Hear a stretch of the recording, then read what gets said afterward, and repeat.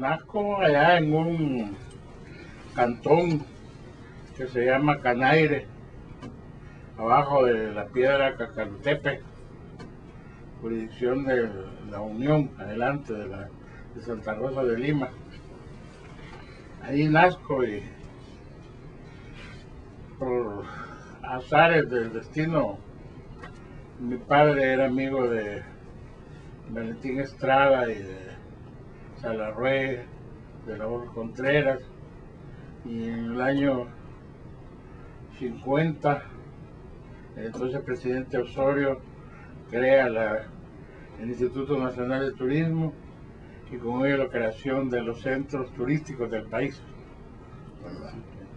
Así que a los 5 años yo empecé a jugar en un taller de escultura, que era el taller donde se hicieron todas las esculturas que adornan los planes de Renderos, las del Mirador, la que está en el parque, la rotonda de los próceres.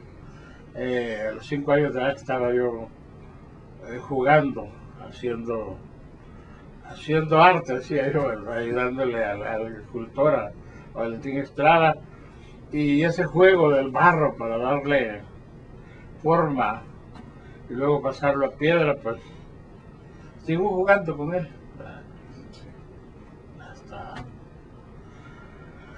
hasta que a los 7 años inauguro mi primera escultura en Atecosol, porque luego pasamos a Atecosol, siempre en el taller, y ahí tallé mi primera piedra y aprendí a leer en Izalco. Así que viniendo del área Lenca, llegué al área Izalco. Así que ese es prácticamente mi nacimiento como escultor, y nazco como lector ahí en Izalco. Fui alumno de Guillermo Sea, el tío carnal de Roberto Sea. Él fue mi maestro de lectura, y Guillermo Marroquín, mi maestro de primaria, mi primer grado, que supo ver que yo era un muchacho, decía él, un niño especial, ¿verdad? Y el director de la escuela se tomaba el tiempo de que los recreos él jugaba conmigo, ¿verdad? Y yo no jugaba con los demás niños, sino que jugaba con el director de la escuela, ¿verdad? Tuve la oportunidad de conocer a los grandes mitos de Izalco. Fui adoptado como ahijado de mucha gente ahí, ¿verdad? Conocí a Quirino Vega, un brujo. Soy ahijado de la Juana Torres, ahijado, ¿verdad? El rito Pipil, Izalco, quiero decir. Y los mitos de la Ciguanaba, la Coyancúa, la mitología indígena de Izalco, la absorbí en esos primeros años en que yo empezaba. Yo creo que ya era escultor, la verdad. A los 10 años, mis padres se separan y yo me voy con mi padre hasta el oriente de la República, y las vacaciones las pasaba en San Salvador. Mi madre era obrera en San Salvador y le resultaba muy difícil como obrera estar conmigo todo el día, ¿no? Así lo que ella hacía era irme a dejar a la escuela de artes infantil en las mañanas y pasarme a traer a la escuela de arte infantil cuando ya salía del trabajo. Así que desde los 10 años, durante todas las vacaciones escolares, yo estaba estudiando en la escuela de artes plásticas en El Salvador, lo que era mi formación infantil. Y ya como cuando saco el bachillerato en San Miguel y quería entrar a la universidad, regreso a San Salvador a estudiar artes, y como campesino, pues a mí me gustaba andar con sombrero y caites en esa época. Llego a San Salvador a ver la recién fundada Escuela de Escultura. Salarrué había contratado a un ¿cómo se llama?, escultor español, que era el fundador de la Escuela de Escultura, y fui a pasar la prueba de admisión a la escuela.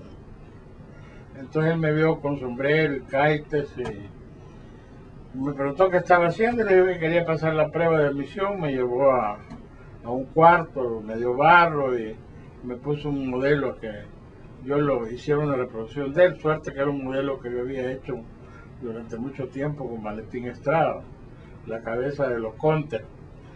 Entonces, quizás en unos 30 minutos la hice, la coloqué, la hice, y me fui a sentar a la banca y me dijo, ¿ya terminaste? Sí.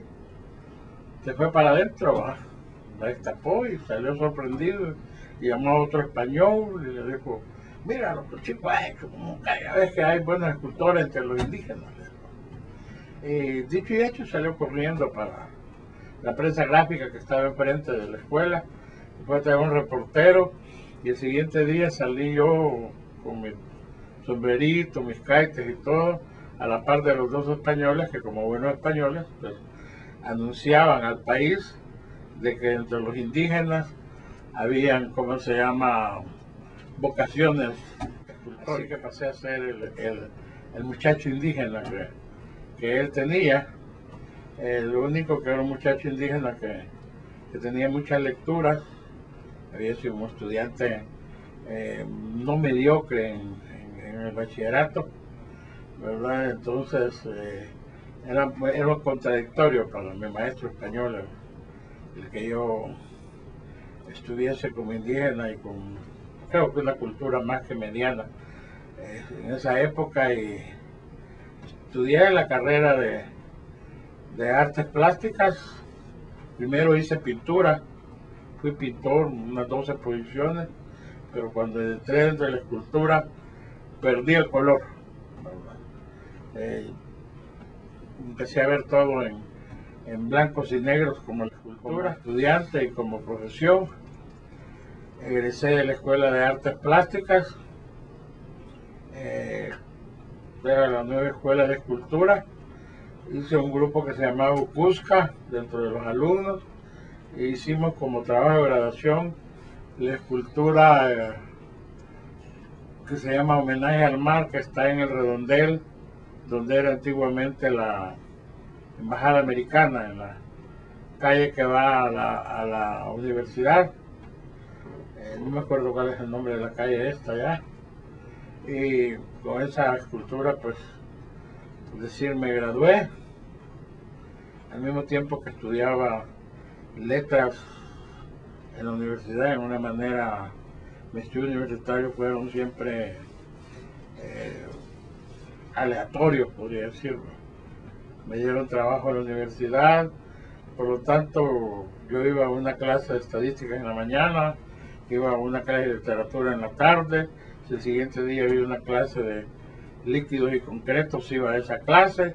Total que yo me diseñé mi propia carrera, por decirlo así, y posteriormente fui becado a México, donde estudié la carrera de artes, de especialización. En esa época la escuela de San Carlos pasaba a ser parte de la Universidad Nacional, y por lo tanto los que salíamos de arte teníamos que salir con una especialidad, ¿verdad?, técnica, y otra especialidad. Entonces salí con la especialidad de comunicaciones y con la especialidad técnica de escultor, pero al mismo tiempo estaba estudiando antropología. Así que me conformé con la carrera de escultura y comunicación.